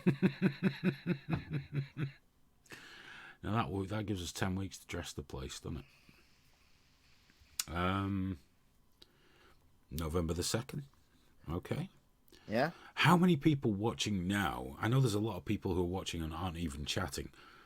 How many people watching now? And we're not talking about charging a lot for tickets. They cover the cost of what we do. We'll probably do it in the studio unless more people want them than we provide for them. We might have to step up. But how many people would come to Manchester for a show of a Saturday evening, maybe 3 hours of content, and then we'll just hang out and we'll do a live broadcast from there. We'll do Safe Space from there where you guys can join in, and it'll be really cool. How many of you would come to Manchester? Give us a rough idea live. Just type in the chat. Just do the typing in the chat with your fingers. And Happy Dog, just use your head as usual.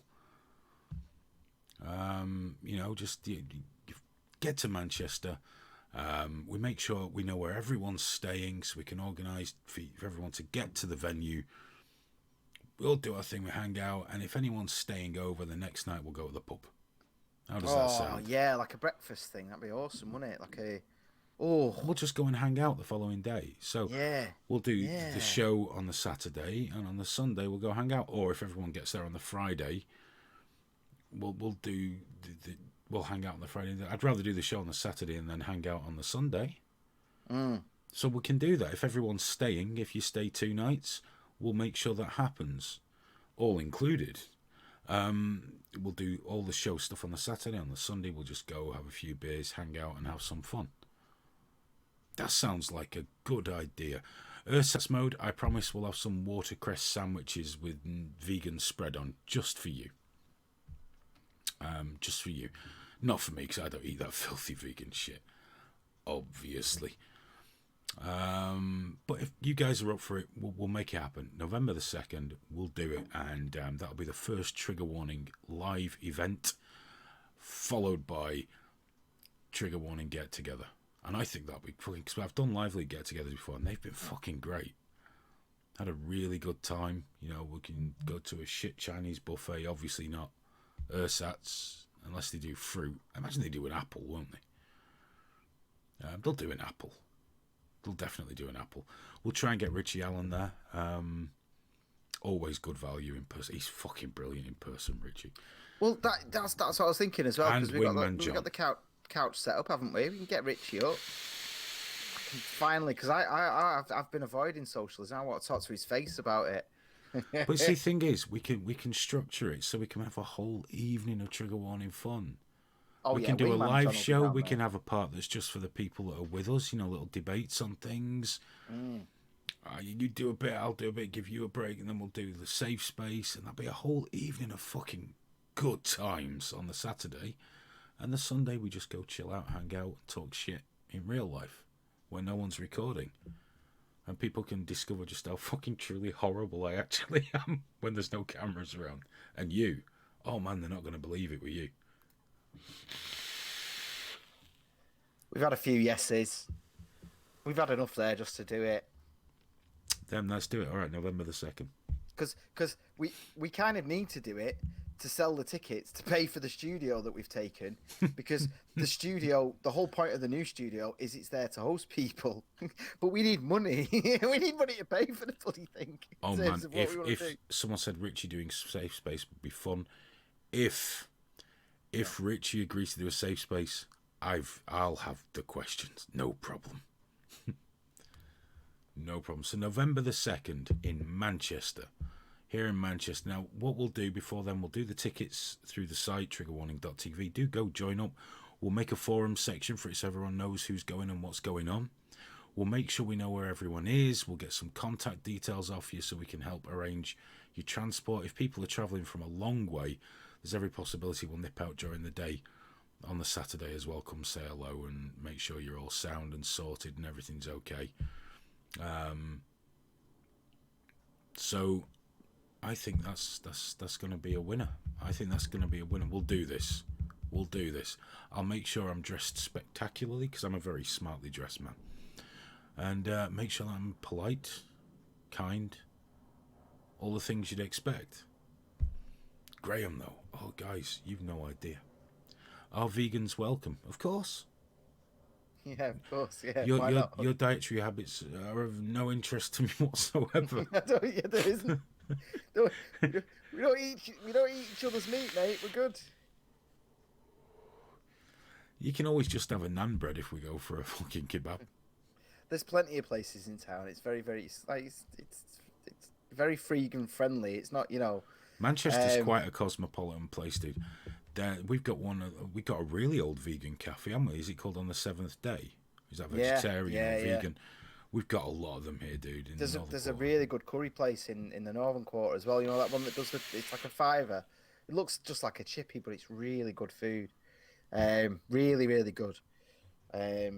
Oh, dude. Oh, do you know what? I'm probably going to have to go into this on Sunday because I want the details. But some journalist just went to a Walmart to buy a gun to show how easy it is, and she got turned down. She failed. She actually failed the background check.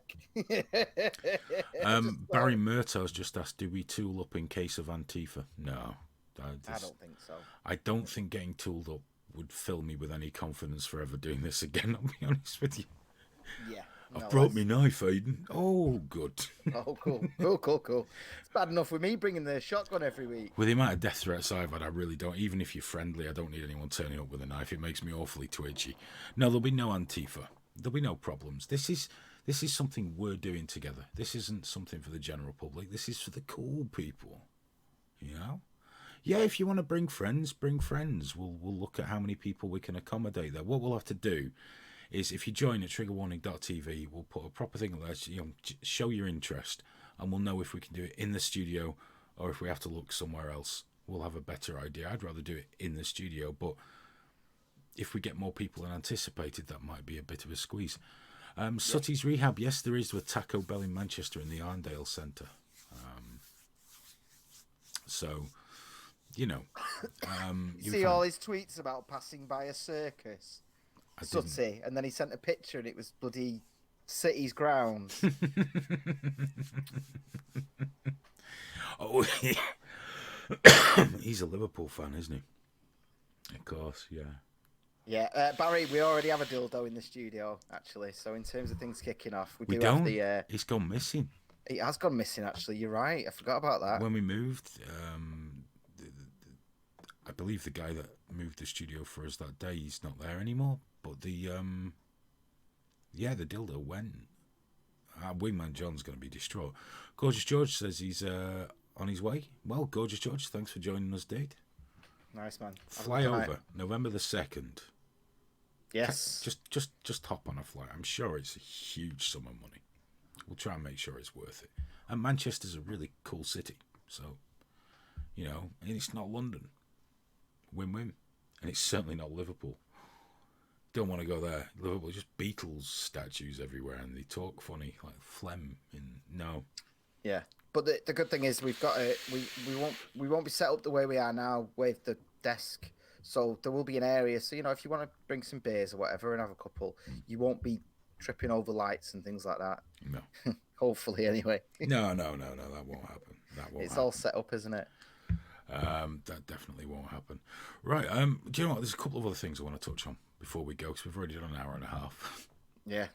But I'm glad we got to speak about the live show. I feel a little more positive about it. I'll probably change my mind tomorrow, but we'll do it November the 2nd. Let's get that shit booked in, and it's going to happen. Alex is going to educate us all on decent whiskey. Dude, I don't like whiskey. And it's not like I've only had Bell's. I just don't like whiskey. Oh, bless. He's all young and enthusiastic. I could make a batch of me wine, couldn't I? Oh, well, I'll think about it. I'll do that tomorrow. Yeah, all right. Oh, Jesus Christ. It just gets better. It wouldn't be, trigger warning, if we didn't talk about... Sorry, Graham, be right back with you. If we didn't talk about, Jessica Yaniv. I'm sure you've been following it lately. I just watch young Alex's feed on Twitter because he's always typing at him.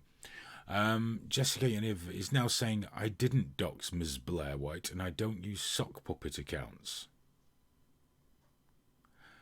You know, last week on Tuesday where I said Jessica Yaniv, he is a fat nonce, and then I was corrected by Happy Dog that he's a fat lying nonce.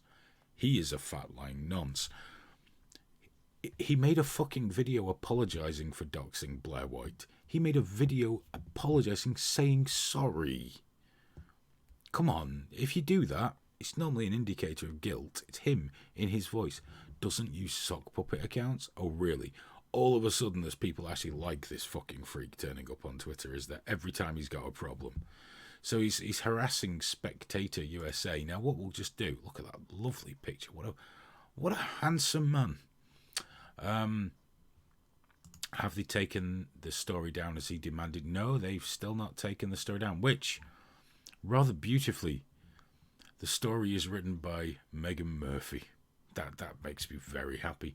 So they've not taken it down as requested by Jessica Yaniv. Now, there's something else I have to do to you because I'm not suffering alone. Check that out. Look at that. Look at that rare beauty. Rare beauty. Just £400 of fucking nasty right there, isn't it? Jesus H. Christ almighty. Why isn't this thing in a man's prison yet? Why not? Why not? It creeps on kids. There's evidence of this. It doxes people. It does all this fucking... Why hasn't it been put in prison? Why hasn't had his disability taken off it yet? He seems to spring out of his chair all the fucking time. I'm just, I mean, we shouldn't keep talking about it because it's the oxygen that it feeds off, but it's so fucking awful. And it's removed the apology video, which is a shame because so many people screen capped it. Hello, Jesse, you back? Hello. Sorry, it's one of the cats again. Hello, I'll put you some food out in a bit. Don't worry. Not going to starve you. Not going to starve you, right? Go on, bugger off. Go do something. Kill moths. It's just dreadful, dreadful, man. Oh, dear God almighty, look at the state of that. Bloody hell. That's... You notice I'm not following Trusted Nerd or Trusted Turd. I'm just not going to do that. So let's move on to another quick story, because I'm sure we'll want to talk about this. It's very just quick, couple of quick things I really want to touch on. MPs here in the UK are telling us that we need to ditch our cars to meet climate change targets. That's right, the ridiculous targets set by, I don't know, people that are guessing. The Science and Technology Select Committee says technology alone cannot solve the problem of greenhouse gas emissions from transport. It says the government cannot achieve sufficient emissions cuts by swapping existing vehicles for cleaner versions. The government said it would consider the committee's findings. So hang on. They're forcing all these people to buy electric cars, and they're still not going to let you drive your cars. Fuck you. Fuck all you people. I work hard, I bought a car, I like being in my car going places. I don't want to use public transport. I don't want to mix with the diseases, dirty, dirty things. People. No. I want to sit in my car, listen to the music of my choice. Be as ignorant as I fucking like. Not on a bus, next to some twat listening to some dreadful fucking dance music to the little tinny speaker on the mobile phone, while someone with a wet cough is sat behind me, giving me the bus aids. I don't want this shit. I don't want... Fuck the environment. My comfort comes first. My comfort comes fucking first. My car's got heated seats. It's lovely in the winter. I don't want to queue up waiting for a bus that never shows up. I don't want someone at the bus stop turning to me as if I'm a comrade, like, late again. Fuck you. Fuck all you people. I want a car. I want a car, and until electric ones are desirable or within my price range, I want fossil fuels in it. I want fossil fuels in my car. Diesel at the moment. I'm willing to go to petrol. I'm not an unreasonable man. That's what I want. It's not just it's ridiculous bollocks, because us losing our cars in England will be great for the environment around the globe, while China's still fucking hammering it out and India's basically still burning tyres for heat. That's going to make a lot of difference taking my fucking car off me. You can take my car when you prize it out my cold dead hands, motherfucker. I like my car. It's my place. It's my sanctuary. After the toilet, it's my second favourite place to be. Who are they to tell me I should change any one thing to appease some fucking kid with Asperger's sailing across the ocean in carbon fibre fucking boats? Or some neckbeard freak that glues themselves to a fucking train? No. I'm willing to listen to sensible solutions, such as, why aren't we looking more at renewable energies? Why aren't we making things more efficient? Things that make a big difference, that we can all do without sacrificing our individuality and our right to privacy and our right to have a fucking car. Someone told me on Twitter, with a straight face, might I add, we should limit the amount people can use their cars, and when they hit that limit, they shouldn't be allowed to use them anymore. I'm fine with that, as long as we do that with your ability to fucking breathe. This sanctimonious twats. My parents are in their 80s. They live 30 minutes from me. My old man's balance is shot after his stroke. It's fucked. He falls over. Don't worry, Mum. Thanks for phoning me. I'll be there in about 3.5 hours. Just got to get 3 buses, negotiate the smackheads and spiceheads in town, and I'll be right with you. I'll be right with you. No, fuck that. Get in the car. Get in the car. Sat with my son. Should we go somewhere? Yeah. Okay. let's plan a 4-hour journey to spend half an hour somewhere. No, get in the car. Get in the car. You can, yep, you pick whatever music you like, son. That's the way it should be. Personal liberty. If you want a car and you can afford a car, you have a car and you burn that fucking fossil fuel. It's there to be used. That shit's there to be used. Let's use it. Public transport, my arse. What do you think, Graham? Your mic, you're muted. I was doing my respect thing there again, and I forgot about it. But yeah, no, I totally agree. Fuck off with trying to take people's cars away and all that nonsense. The problem is, the people that think these things are the sort of wealthy elites that can Uber and Tube wherever they want, and they think, well, why bother? But then they're not thinking about the people in the country who'd have to, you know, for whom there are no buses, and there never will be, because it's not economically viable to just run buses all day long. If I lived in London, I'd want a car. You know, this is why they have the fucking electoral college in America, isn't it? It's to protect the people who don't live right in the city centre, who write for these newspapers, who put out these opinions. It's a nonsense. There's no way. And again, it's that thing of like exerting control because you've looked at one specific part of the problem, and you're trying to solve this, but it's multi-layered, man. It always is. And the thing is, it's like less freedom doesn't usually lead to anything good, you know. It doesn't help anything. It's like this shit with the plastic bags. I'm not arsed. If they banned plastic bags outright, I wouldn't be that arsed about it. But ultimately, it's a drop in the ocean. It's not going to do shit. You know, it doesn't do anything. You know, I don't mind the small levels of controls, but telling you whether you are or are not allowed to drive, piss off.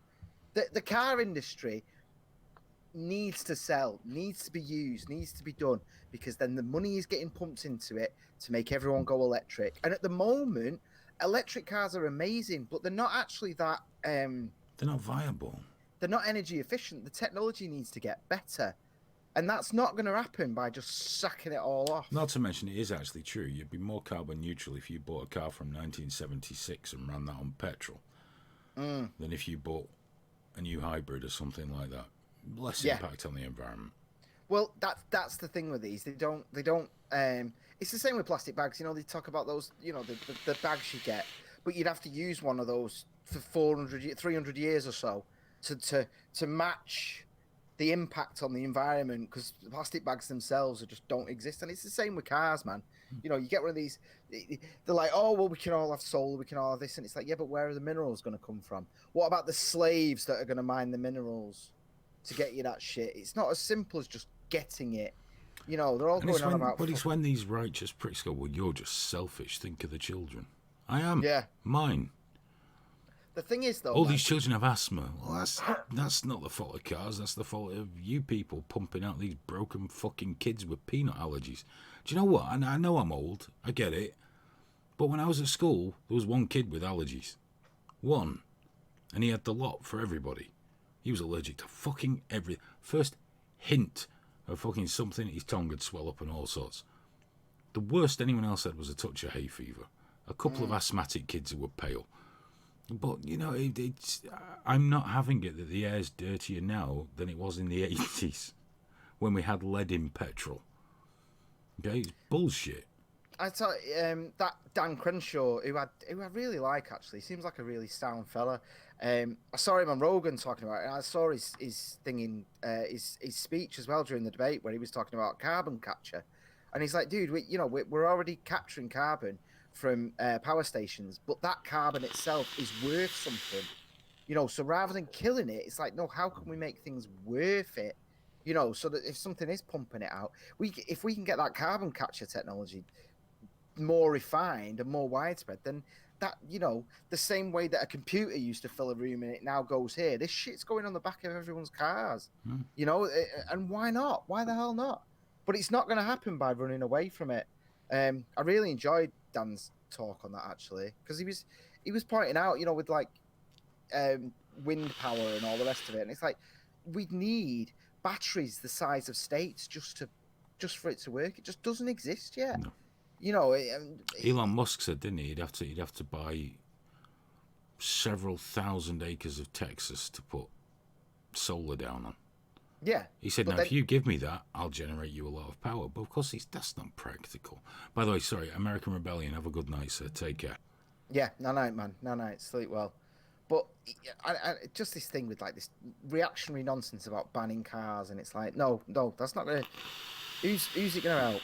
Who's it gonna help? And then you've just got the corruption in it there. And like you said, what about emergencies? What about if you need to do it? What you then putting a tax on people driving to work, which they're already doing, by the way. It's already happening in city centres in the UK.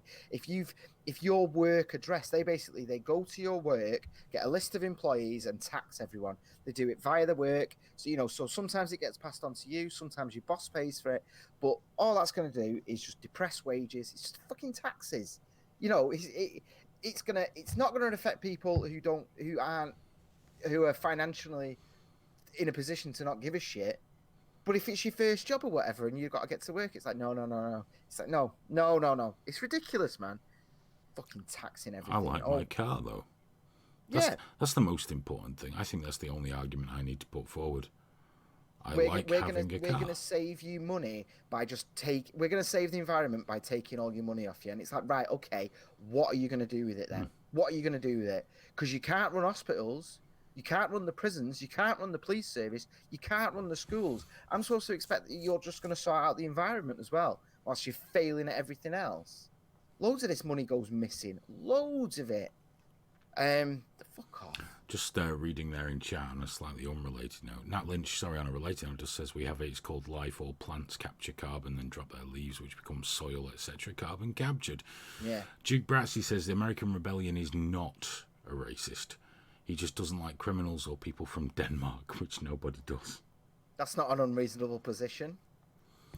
Jamin Clemens is talking about Charlie Churchill versus... I don't know who Charlie Churchill is. I genuinely don't know who Charlie Churchill is, and I will probably forget to Google him at some point. I don't do verses on guitars, really. Although I did do, actually, a magazine had me at a couple of guitar shows doing a gunslinger thing, where people had to get up and jam with me. But it was never verses. There's one video out there online where I played the worst I've played. It was dreadful. And the kid that got up with me is a guy called Ben Wilshire, who is amazing. And I just came across like the most cack-handed. And of course it was all captured on video and uploaded to the internet. But I don't really do the verses thing. I don't understand that. It's just playing guitar. It's just music. It's just, fuck it. Verses. Imagine that competitive guitar playing. I'm sure it exists. I'm sure there's websites dedicated to it. Yeah, there must be. Competitive. I am considerably faster. Well, I think competition is built into guitar playing, isn't it? You should only be competing with yourself. Speaking of that, I don't think he's watching, but Livestock Jihad's guitarist is in hospital right now with pneumonia. Oh, Yeah, watch fucking and stay hell. out. You're getting better soon. Yeah, good luck, mate. I've never met you, but good luck. Every time I've told him about the show, he's got really excited. It's like perfect for him, but I don't think he ever bothers to remember to watch. Well, he's got a lot going on, I'm sure. Yeah. I'm sure he's got plenty going on that he has to crack on with. There was another story that I really wanted to talk about, but it would take a little longer, and I'd just go off on another foreheady, veiny rant. It's one Graham sent me, and I was really looking forward to doing it, but it's 1 hour 53 minutes. We've got to draw Well, a we line can. under We can. I somewhere. tell you what. I won't touch it on Tuesday. I won't touch it on Sunday. We can. We'll have it pin on Tuesday. Pin it for Tuesday. Yeah, we'll have that on Tuesday. That's a good juicy one to get into. It's just To be honest, as well, because I just sent it before we went live. It'd be good to go into the stats and history and things a little bit deeper. So Really we can have a be dig. well-informed arseholes. Yes. Well-informed, demonetized pricks. Guys, thank you for spending so much of your time with us. I'd love to be able to do another hour, but it's midnight. I've got dreadful shit to do tomorrow. But thank you. So I've really enjoyed these 2 hours have just flown by. It has, yeah. I couldn't believe it. Like the first hour and 20 minutes, I was like, "Oh shit! Is it that really? Really?" Really enjoyed it. So thank you so much for spending time with us. Thank you to everyone, especially who dropped some money on us. That was Yes. hugely appreciated. You should all do it because, like I say, you will go to heaven. Just saying. And if you do... There's Go on. considerably less chance of you going in the blender now. Yeah, not in the mincer. In the Guaranteed. Minster, sorry, yeah. Guaranteed not in the mincer, or at least guaranteed head first. Yeah. If it is, it'd be fast. Yeah. Oh yeah, very quick. In the mincer. Go on. I'll even put my hand around you. Come on, just in you go. In you go. What more could you want? If you do want a sport trigger warning, you can drop cash on us live during the shows, which is wonderful. And we'll also read out whatever you write, providing it is legal. You can also go to patreon.com/triggerwarningtv and become a patron there. We're in the process. Once I sort out the shit that's going on with my life, we're in the process of making that much more appealing with content and stuff for you to do, and we're going to try and bring it into the website, which is www.triggerwarning.tv. Go sign up. It's got social media, it's got forums, no tracking. It's just a place for us to hang out and build the platform that we want. And when I say we, I don't mean me and Graham, I mean us, you guys, us. So it gives us a chance to try and do that. It's small enough that we can do what we want to do, kind of thing. This has been Trigger Warning Thursday. The next show is going to be on Sunday at 1 p.m. I'm imagining he's agreed. He's got his mic muted again because he's being a pro.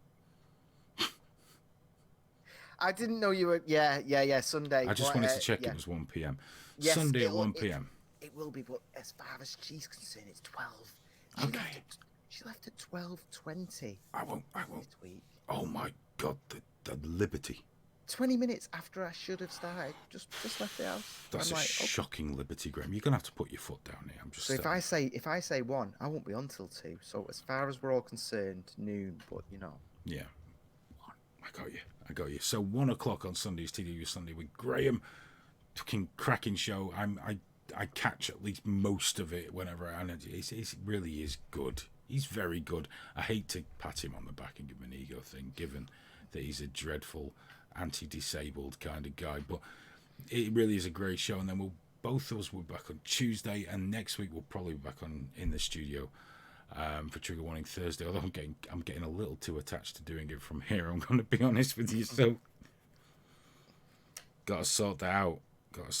But I can't do the show in my pants at the studio. Yes, you can. You could. No, I just don't want to. No one needs that. You don't need that. You're scarred for life, dude. So yeah, Tuesdays, Thursdays, Sundays, clips in between, and we do want to do more, and if we can fund it, we will do it. And remember, the live show, not live broadcast, the live show in the flesh is going to be on Saturday, the 2nd of November in Manchester. Details to be confirmed. Ticket prices very, very cheap. It means you get to come over to Manchester, wherever you're from, come see us on the Saturday, the night of the show. We'll be broadcasting a show. We'll do Safe Space. We'll do some other stuff that's just for us guys that turn up there. And then on the Sunday, if anyone's staying over, we'll just all get together and go and get something to eat and have a few drinks and hang out. It'll be fucking awesome. That's the weekend of the 2nd and 3rd of November. What could be finer than getting to meet Graham in the flesh?